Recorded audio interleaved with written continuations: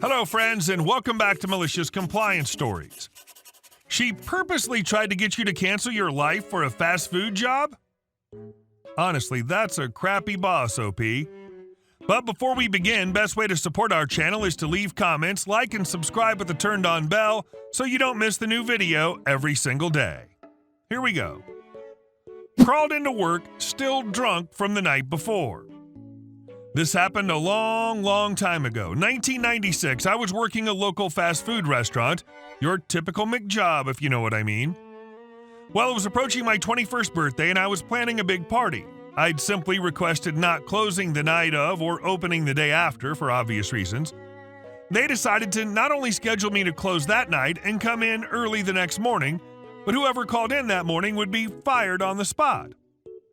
Well, though frowned upon, there was no real consequence for calling in the night of my party, so I did. Drank way into the next morning, went to bed for a little while, then got up for ready and headed to work.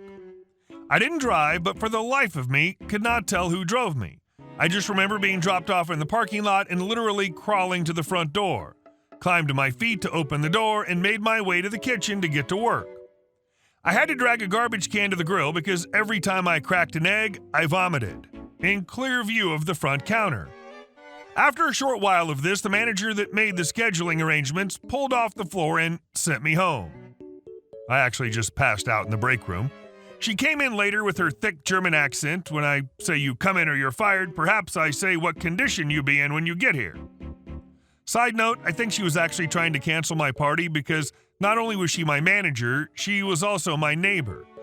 After this, we got along great, laughing, joking, sharing stories. Not exactly sure what her intentions were, but she turned out to be a pretty good boss. And our second story. Too young to do my job? Okay. Back in my college days in the late 90s, I worked in my college's alumni communications center. In reality, it's a call center where college students work to ask the low-giving alumni for money. The college had professional folks to handle the big mega donors. I luckily wasn't a student caller, which seemed awful. I, a sophomore, was, and this was the official job title, data entry. A quick sidebar, we also had a couple of call coaches who were seniors who would monitor the callers and give them feedback on how to do a better job at asking alumni for money, typically donations in the $100 to $250 range.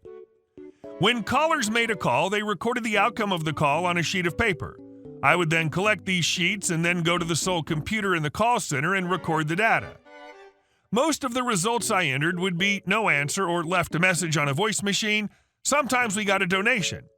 So I would enter that caller outcome into the computer and somewhere else. The alumni department would generate a donation envelope that was mailed to the alumnus, so the alumnus could then mail a check back to us.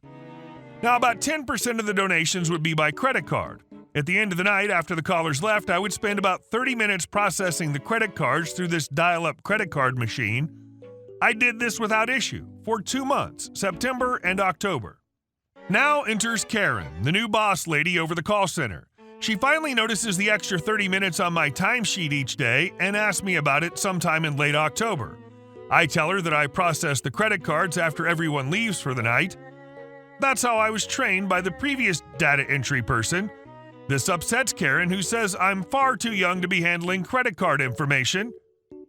Makes clear that I'm to stick to my job of only entering the caller's data.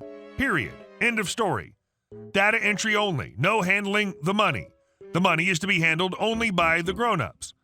To be perfectly clear, these were credit card numbers handwritten on a sheet of paper. Absolutely no cash money involved on my end. So, you got it, condescending Karen. I stopped processing the credit card donations. I set them in a pile at the end of the night, right by the credit card machine. And with each passing night, the pile grows and grows. November ends, and this pile's now 250 pages or so thick. It also wasn't my job to ask questions like, who's processing the credit card sheets? Since the month ended and no credit cards were processed, Karen absolutely failed to hit her fundraising goals.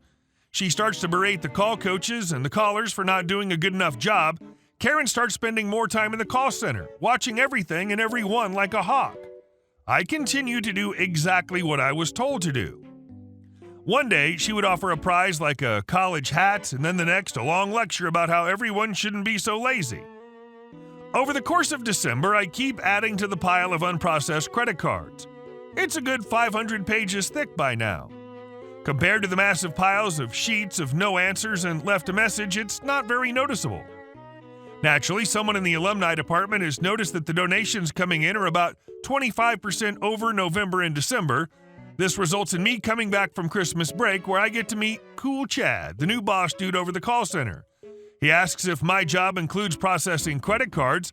I told him Karen told me not to, but I was trained to process them. In fact, I'm the only one who's been trained how to process them. He says, cool, please do process the credit cards. Cool Chad asks if there are any unprocessed credit card sheets. Oh yeah, there are. Cool Chad then asked me if I could get this done over the next couple of weeks.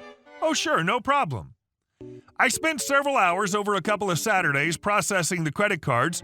Cool Chad has the absolute best January ever in the history of the call center. The quotes are paraphrasing. It has been over 25 years. Why is Cool Chad Cool Chad? In February, Cool Chad gave me a raise from $8 an hour to $10 an hour. Thanks, Cool Chad. And our next story. Stole my parking spot? Here's some garbage to clean up from your car. I was looking for a parking spot in an extremely busy parking lot in a plaza with a theater and many restaurants and game places on a Saturday evening. After dropping my wife off at the restaurant we were meeting our friends at, I drove around the lot for a good 20 minutes straight without any luck. On top of that, so many cars were parked illegally that it was very tight driving through the mess, so it was slow and stressful. I finally catch a couple leaving the theater and turn on my right turn signal and follow them all the way back to their car and stop right next to them. At this point, this old white minivan / small SUV kind of car creeps up to the same spot from the other side and stops. No signal or anything. As soon as the car leaves its spot, the idiots jump right into it. I couldn't go in first since the leaving car turned out to my side and I was blocked off for a quick second. In that quick second, the van manages to quickly jump in and reverse into the spot. What a jerk. I honked, of course, and put down my window to say, what the hell, that was my spot. They ignore me. I get out of my car and sit in my hood waiting for them to get out of their car. Two mid-20s guys come out with this dumbfounded look on their face. I ask very calmly, did you or did you not see my signal? They respond, oh, did we not signal? Me, you did not. Them, say I swear. Me, I swear you did not signal. Them, oh, what movie are you here to watch?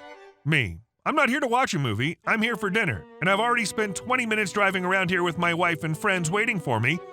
I understand it's a busy lot, and I'm sure you guys have also been looking for a while, but I followed those guys all the way from the door to here with my signal on. Them, well, how long is your dinner? Less than 2 or 3 hours? Me, probably. Why? Them, okay. Then you can park in front of my car and you can leave before we're done with the movie. This is, of course, impossible since I'd be blocking a live lane on an already tight lot. Me, you know what? Just go enjoy your movie. At this point, I realize it's futile. They then light up a cigarette and walk off to the theater. I just waited in my car, still parked next to their car. They looked back a few times at me as they walked. Good thinking. At this point, I really considered doing worse to them, but what I ended up doing is grabbing a bunch of empty and half-empty water bottles in my car and any large pieces of garbage laying around and stuck them all under their front and rear windshield wipers. I also folded their side mirrors. I couldn't find more stuff to throw in, so I drove off. I drove around for another solid 10 minutes or so with no luck. I eventually circled back through the same section again where they stole my spot, and I noticed a dumpster very close to their spot. I stopped my car near their car again, this time on the opposite aisle, which was less busy. They went to the dumpster and grabbed a bunch of discarded candy, cardboard boxes. I folded them thin and long and stuck them all in their door handles for good measure, and the extras I jammed under their wheels.